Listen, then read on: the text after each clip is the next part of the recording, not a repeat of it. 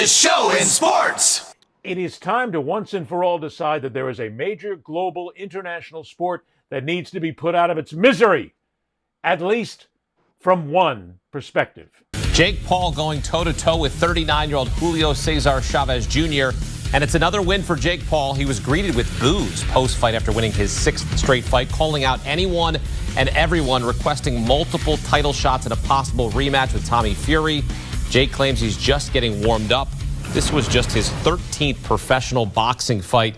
Back here with Brian Campbell, Danny Vitlani. BC, what did you see? What are your takeaways from this latest bout from Jake Paul? It kind of depends on what we're judging him. If we're judging Jake Paul as a future cruiserweight title challenger, I'd have to say he has a long way to go. But going 10 rounds against a former champion, even if that former champion is a Julio Cesar Chavez Jr., who was 39 years old and really 13 years or so removed from credibility in the ring, at least Jake had to go 10 hard rounds, which was an improvement from some of the 8-round fights he's had earlier. And he had to fight off a somewhat stiff challenge late from a Chavez who pretty much took the first 4 rounds off completely of this fight and really took a long time to heat up and finally get going.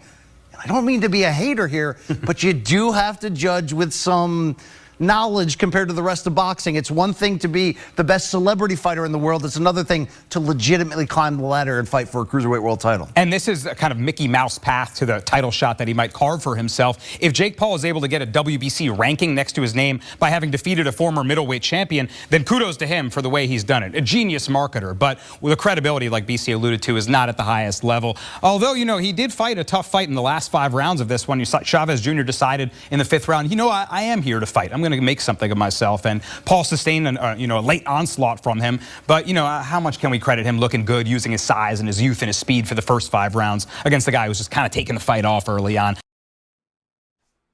It is time to finally put boxing out of our misery. It's over. It's done.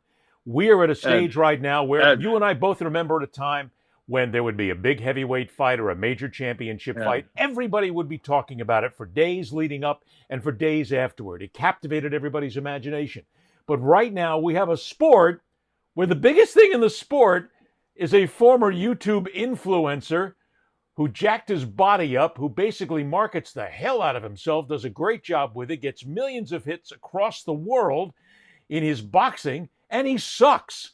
He's one of the worst technical fighters I have ever seen, and I know fighters because I've been covering this sport for a long time. And all he does is take on tomato cans, old farts, and people who are ready to go ahead and get a walker somewhere in an old age boxing home. We are talking about Jake Paul is the thing to talk about in boxing right now. Boxing is dead.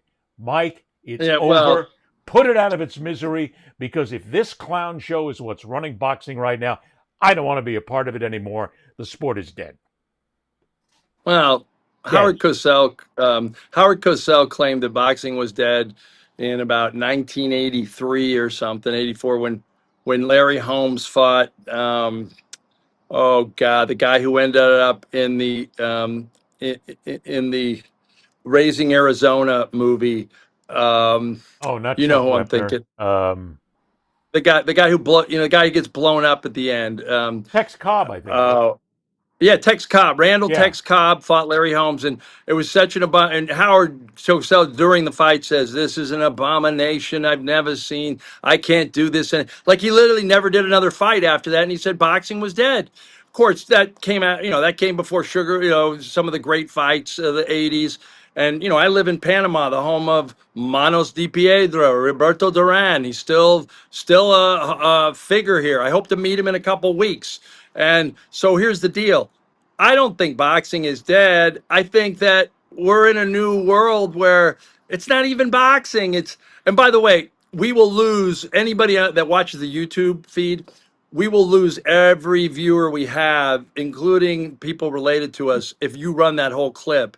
If you should just kill that clip, actually, because it is so bad and so boring. It's worse than anything. It's worse than our worst exchange. It's not bad and it's boring. It sets everything up. Jake Paul is a joke. I love it when one commentator goes, I don't want to be a hater. But it doesn't even go ahead and be a hater. It's ridiculous.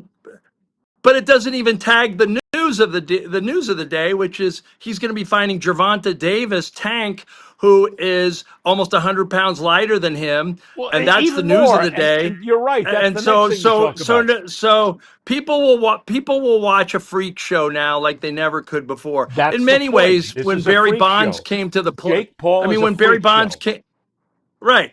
And so, but to your point about boxing being dead, that fight isn't getting talked about as much as the one September 13th coming up, which is actually going to be a pretty good fight between Yeah, but Terrence Bud Crawford and Canelo Alvarez. most people People are don't even know talking these boxers anymore, Mike. that's probably the biggest fight so far this year. Look, Canelo the difference Alvarez. between when Howard Cosell said it and the fact that I'm saying it now is when Howard said that boxing was dead, there was no other sport. There was no other type of combat sport. There was no Yeah. UFC. There was no MMA. Nothing else was out there. And boxing was the only combat sport that was being televised around the world, basically for free. We hadn't even hit the pay-per-view era yet. But now we have the fact that fighters are completely unrecognizable. You don't know who champions are. WBA, WBC, WBO, they've all ruined this thing over the years completely. The alphabet organizations made all their money and now they've walked away. Yeah. And you have people who have a chance to go, well, I don't want to see these guys. Here, let me go over here and watch MMA, which is human cockfighting. But they'll watch Jake Paul just because it's nothing more than a freak show, but nobody cares anymore. That's the sport. The sport is now overrun with combat sports, and the younger generation would rather see them than see this guy in his clown show. Yeah, but you can't. Yeah, you can't name a UFC fighter, a good UFC fighter right now either. I mean, No, you're right. I can't because I'm not a but fan. but the deal here, the deal with that is there's more entertainment options. You know, the ratings that some of the sports had at some point in their all sports had are now being challenged by all these things. And I don't, it's what people can make a money out of now. Jake Paul could never fight a genuine contender because he'd get No, knocked never. out. Everybody knows that in Never. boxing, but not in real life because stupid people are suckers for marketing now. This is the marketing to stupid people in America, and it works. It works, Ed. Look, this is nothing more than Some people buy the Prime drink and think it's going to change their lives. This is nothing more than We are the not a two-headed smart lady. we are not a smart country, Ed. We're not a smart country. No, we're not a smart country, but also it's a freak show. It's the bearded lady.